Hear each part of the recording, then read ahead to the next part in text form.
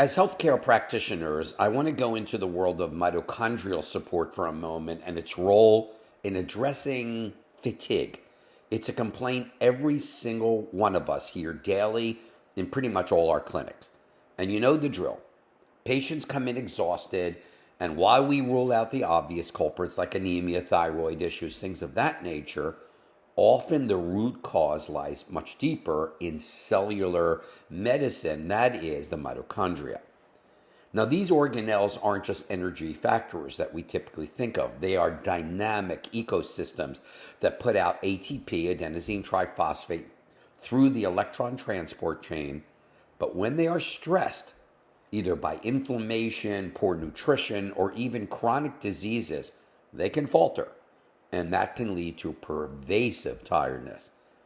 What many of us don't realize is that mitochondria have their own semi-autonomous DNA, and that's inherited solely from the mother. And it encodes just for 13 proteins, that's all, which is, of course, crucial for the respiratory chain complexes.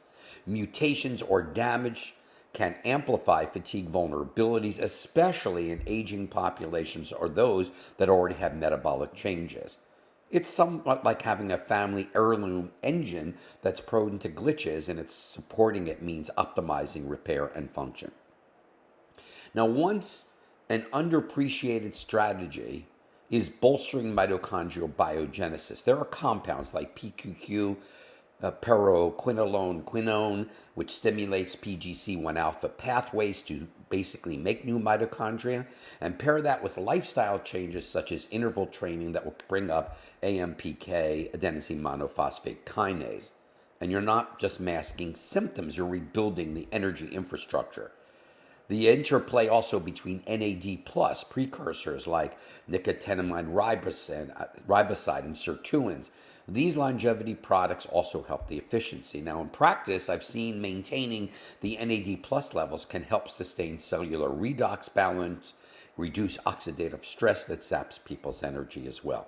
Now, don't overlook the gut mitochondria axis either. Emerging insights have shown that the microbiome diversity can influence mitochondrial health via the short-chain fatty acids that modulate inflammation.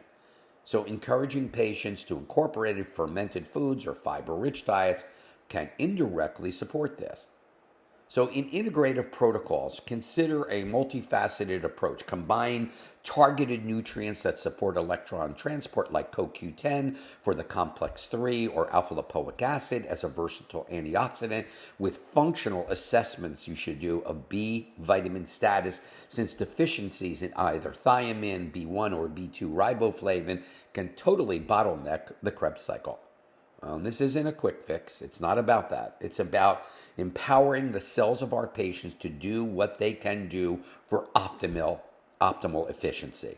Think about auditing your fatigue protocols. Look at them. Are you giving mitochondrial support? And if not, could it be the missing piece?